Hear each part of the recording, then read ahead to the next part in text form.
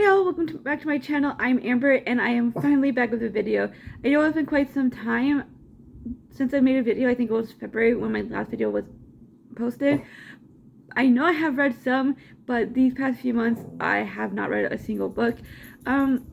These past 2 years with the pandemic and everything else surrounding it, it's been very stressful, anxiety riddled, and just put me in a place where I just either could only read a certain book series that I usually would go to, or I just wouldn't be reading it at all. And especially recently, I haven't felt like I could go back to those books because it makes me uncomfortable reading them now, knowing, like, coming to terms with, like, even reading the books kind of feels like I'm supporting the author by reading them, and I don't support transphobia in any shape or form, or racism, or anti-Semitism.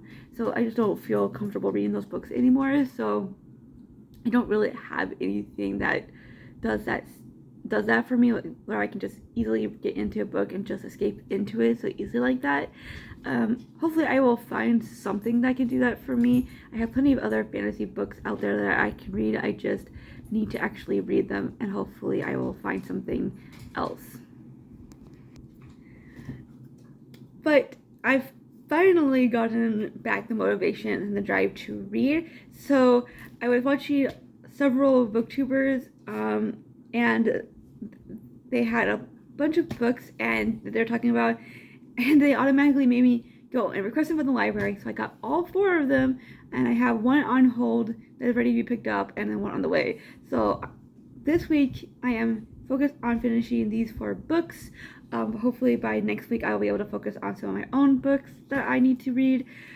But either way, I have started these. So how I want to do my videos for now is that I will do a weekly wrap-up style video where I just talk about what books I read in the previous week and then share with you the next week's TBR.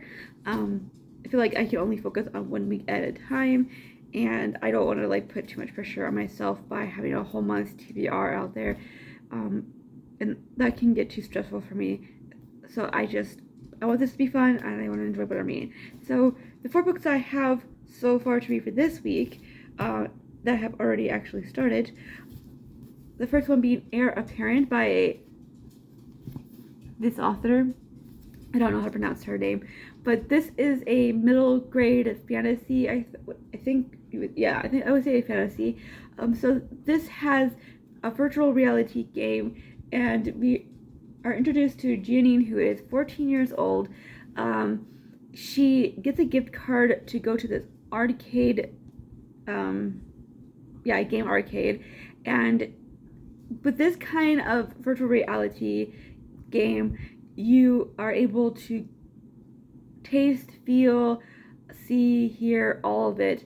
All your senses are used, and it feels like you're really there. There's a lot of protesters outside this arcade when she arrives who think that it's the devil's thing and that it's gonna hurt the children. And while she is in the middle of playing this game, they damage the game when they break into the building, and she finds out that she is stuck in this game, and the only way that she can get out is to win this game. And not only that, she has a limited amount of time because of how they damaged it.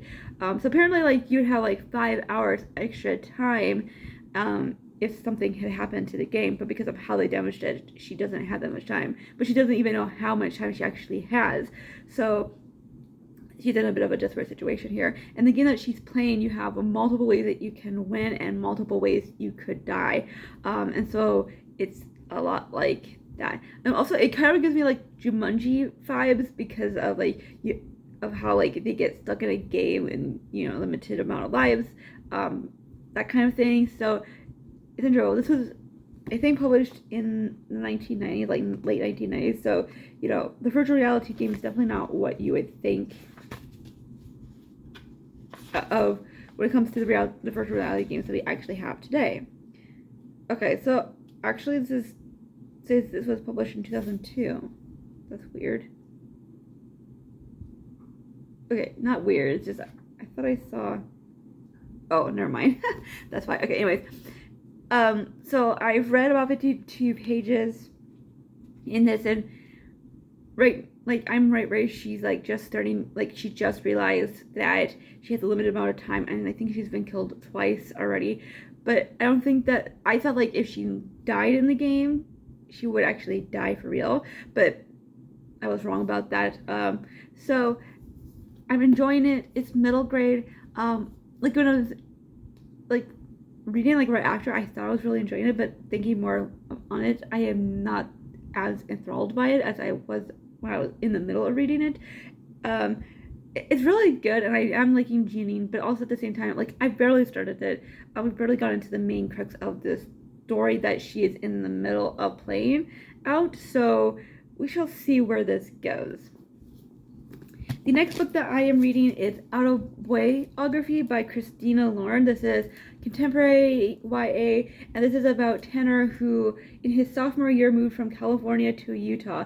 And in California, he was out and open about being bisexual, but now that he's in Utah, where it's predominantly a Mormon conservative state, and especially where the city that he lives in, where it's predominantly Mormon, and the school that he goes to is predominantly attended by Mormons, he feels the need to be back in the closet. So nobody knows about his sexuality, and now he is in his very last he's just about to start his very last semester in high school, and his best friend Autumn convinces him to participate in a writing seminar where they are challenged to write and finish a book in the last 4 months of school. And he is introduced to this guy named Sebastian Brother, who is very Mormon, who is going to be the mentor to this class, as he was part of this class last year, and he actually published the book that he had written during it. And Tanner completely gets hooked by this guy. I'm really enjoying this book so far. I'm really loving Tanner. Like, he's just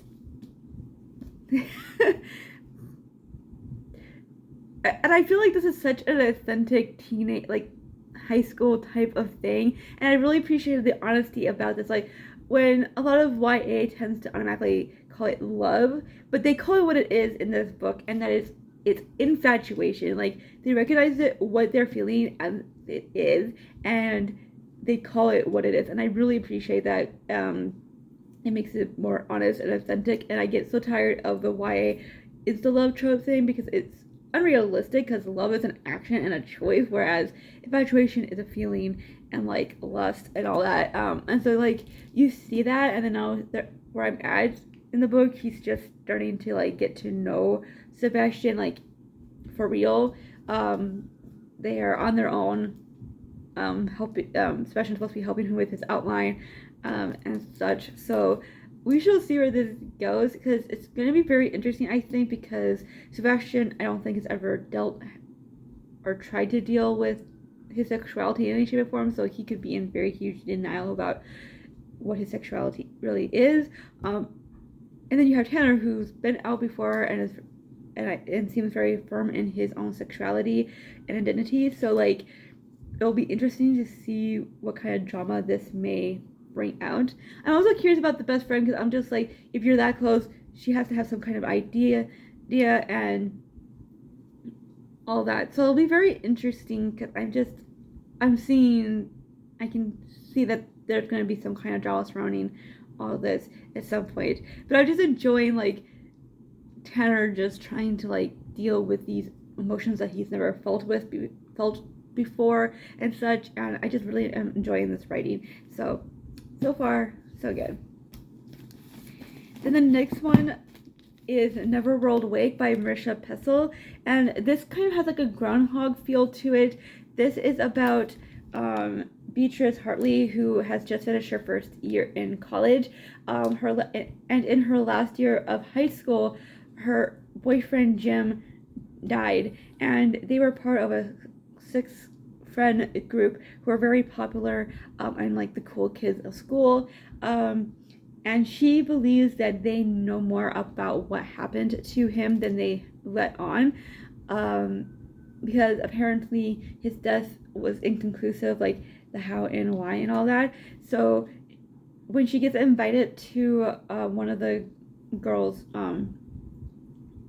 birthday party at the estate that they used to hang out at all the time, she decides to go there and try to confront them. But as the night wears on, she realizes that she's most likely never going to get answers until a mysterious man who calls himself the Keeper tells them that they're all going to die unless they vote and choose one to survive the night. They kind of like scoff it off, but the next day they wake up and it's the same day over again. And it's interesting because like it's not like the movie Groundhog Day where you start from where you restart from where you began. It was kind of like they got into an accident, so it's kind of like they start where they were in the car when they got back to the estate that night. But it's gonna be very interesting to see this play out. I know some people don't like Groundhog Day, and I'm sure it could become repetitive. Like that's something I'm kind of worried about if this is gonna get a little bit repetitive with her dying and having to like start over kind of thing. So this could get kind of annoying if it comes off repetitive with certain things. But so far it doesn't seem like it's going to be like too repetitive in like events maybe. So they just like woke up once starting back. And so it's gonna be very interesting to see how this plays out because like this friendship group is kind of like fractured. They're, like the other four had stayed hanging out, but she has already noticed that there's not like a strong bond between those four either. So it'll be very interesting to see. And of course, she hasn't been with them for like a whole year and a half. So it'll be very, again, interesting to see how this plays out. If they're gonna like stay loyal to one another and try to like keep each other alive somehow, or what? Oh, yeah. This one I am not the most hooked by, but the story itself, it's got me. The last book that I have started is The Girls I've Been by Tess Sharp. This is about Nora O'Malley, who is a daughter of a con artist, and she ends up finding a way to escape from her mother and find as normal a life as she has. Then, on the day that the day before this story really starts happening, Wes, her ex-boyfriend, walks in on her with her new girlfriend, and it makes things very awkward between them as they have to go to the bank together to deposit the money that they raised at this fundraiser that they were all part of. But then awkward turns into nightmare when the bank that they're at ends up being robbed and they are stuck in a hostage situation. So she ends up trying to use her con artist skills that her mom taught her in order to try to keep them alive. This one I am really enjoying a lot more than I thought I was going to, because the whole con artist aspect of the story was not something that I was because after I picked this up, I was like, am I gonna have to deal with the mother's con artist aspect part of it? And we do in flashbacks, but it's not obviously not the main plot. And I'm really enjoying seeing Nora having to try to think on her feet and having to like deal with the stress of like not only with what's happening but how Wes is treating her and stuff like that. I think that I find I understand why Wes is angry, not because he's not angry about them, but like he's angry about something else, and I get why he's angry about that. But I don't appreciate, I don't think it's right for him to force her to try to tell her new girlfriend, who like it feels like it's like a fresh thing, to like force her to tell her everything about herself all in one go like that. Like he's trying to force her into opening up when she's not ready, and I don't think that's fair or right. Especially because he doesn't seem to understand like why she may not want to say things about her past to her right this very moment. So I don't appreciate that. That's, you're putting he's putting his own experiences with her onto their relationship, and he has no right to do that. But anyways, other than that, I'm really enjoying this whole hostage situation and how Nora is handling it. So those are the 4 books that I am really focused on finishing for this week. I think autobiography is probably going to be my favorite book out of the 4. That is the one I seem to like the most so far. Who knows, it may change at some point.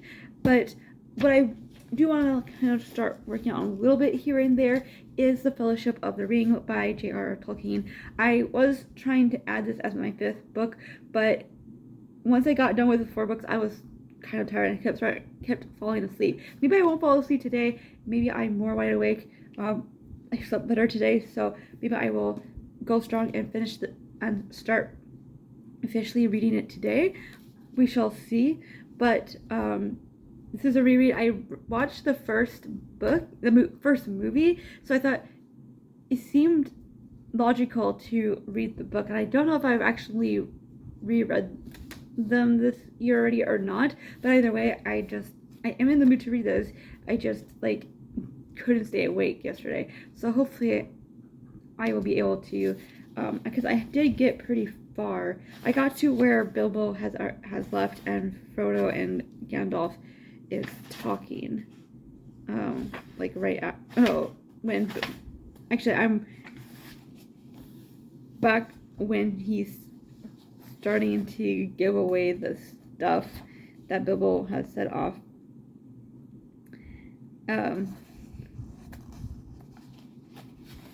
Yeah, so